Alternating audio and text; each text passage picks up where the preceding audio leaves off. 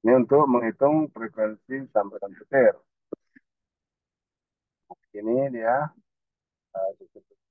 kalau ada petir itu dia di produksi seperti bangunan itu S-nya, kemudian ada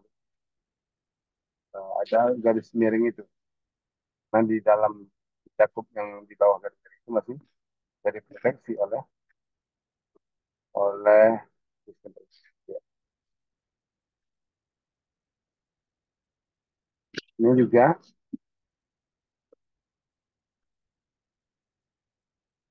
untuk bangunan gedung yang berdiri sendiri, area cakupannya adalah AE, adalah area dibatasi garis B1 yang didapat dari perputaran permukaan tanah dan garis yang ada di untuk yang bangunan berdiri sendiri ya. Di paling kiri ini.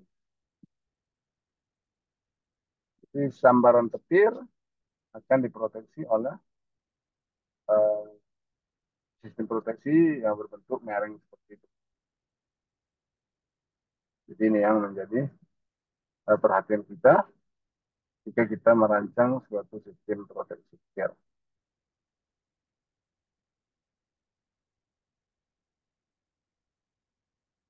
Kalau ada bangunan-bangunan lain di sekitarnya, eh, itu tidak mesti tidak seperti itu yang diproteksinya itu seperti garis eh, bangunan rumah itu, kayak seperti segitiga itu. Karena di sebelahnya ada tempat-tempat yang lebih tinggi. Kalau misalnya rumah itu di bawah ada pohon-pohon yang lebih tinggi daripada itu, maka tentunya sistem proteksi petirnya itu dapat memanfaatkan bangunan atau tumbuh-tumbuhan ataupun bangunan yang ada lebih tinggi dari kita. Karena prinsip utama petir adalah menyambar tempat yang paling tinggi. Itu sudah menjadi hukum petir. Kemudian apakah dia akan menyambar tempat paling tinggi selalu? Tidak juga. Bisa juga dia tidak menyambar. Misalnya kalau di suatu tempat itu ada sistem penangkap petirnya yang memang sengaja di situ dibuat eh, apa namanya potensial, ada ekipotensial, ekipotensial adalah potensial yang sama seragam di suatu tempat. Nah dibuat di situ ekipotensial tegang potensial seragam di suatu tempat, maka bisa saja petir itu akan menyambar tempat tersebut. Disengaja ada itu sistem proteksi petir yang sengaja dibuat suatu semacam tower untuk kalau ada petir daerah situ dia akan disalurkan melalui sistem proteksi petir ini.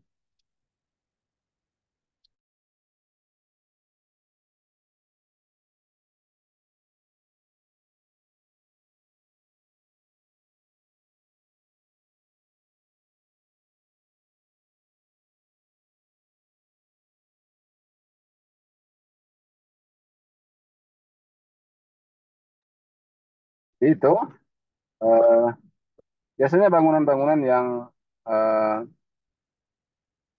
ada di kota itu biasanya lebih lebih apa ya tidaklah dia paling tinggi. Tapi kalau dia paling tinggi sendiri maka itu harus diamankan dengan sistem proteksi yang lebih ampuh atau lebih tinggi. Kenapa? Karena dia akan mengamankan tempat tersebut dari eh, apa namanya sambaran petir yang di sekitar dia itu tidak ada bangunan yang lebih tinggi. Ini gambarnya ya, cakupan. Jadi seperti apa gambar yang seperti rumah ini itu menunjukkan bagaimana petir itu dapat diproteksi oleh sistem proteksi yang kita pasang. Ya,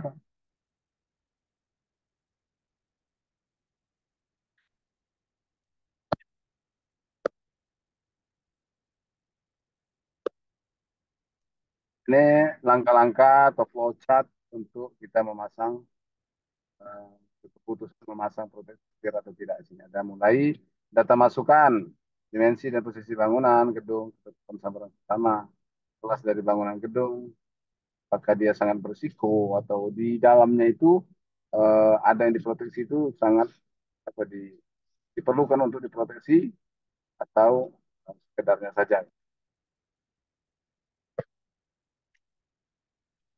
Sampai terakhir diputuskan untuk memasang sistem proteksi petir dengan kelas yang sesuai. Jadi efisiensi proteksi petir kelas 1, tingkat 1, 2, 3, dan 4 itu kalau tingkat 1 itu sampai 0,98, 90%, tingkat 2 95%, tingkat 3 90%, dan tingkat 4 80%. Itu ya. Jadi ini kelasnya mungkin kalau bangunan-bangunan biasa itu dia akan 80% saja sudah. Ini grafik nilai kritis efisiensi sistem berpikir yang dikehendaki sebagai fungsi dari ND dan NC atau banyaknya sambaran dan banyaknya eh, petir yang bisa diproteksi oleh sistem tersebut. Ini masuk ke rancangan sistem proteksi petir. Ini ada persyaratan perancang dan pemasang sistem proteksi petir. Nah ini yang dimulai dari sini lah ini apa standar daripada proteksi.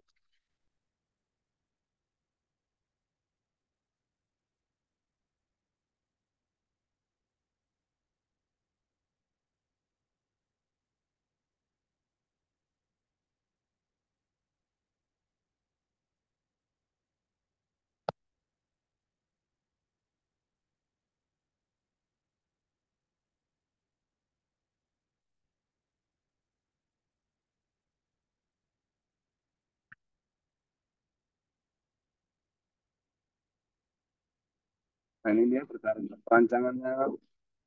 Ini nah mulai menjadi standar dalam buat eh, sistem.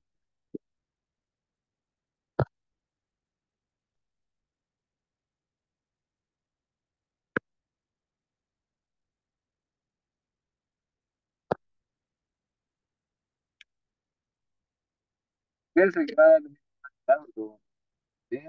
Nanti bahannya dibaca atau kita memasang sistem berpikir yang ada di bangunan. Jadi ini bukan sistem berpikir yang ada di sistem transmisi atau distribusi ya, tapi yang ada di bangunan. Kalau sistem transmisi distribusi dia berbeda lagi. Batang-batang nilai waktunya juga berbeda dengan bangunan. Oke, ini juga ada ini apa namanya bagan bagan dalam ya, rancangan sistem produksi biasa. Oke, saya kira sampai di sini. Nah, nanti bahannya saya kirimkan di grup agar Anda bisa mengenai sistem produksi biasa. Oke, saya screen sebelum. Oke, Bapak-Bapak, Ibu-Ibu, silakan membuka kameranya. Saya akan men-screen untuk terakhir sebagai absen sebentar. Silakan, saya tunggu. Izin bertanya, Pak. Nah, silakan.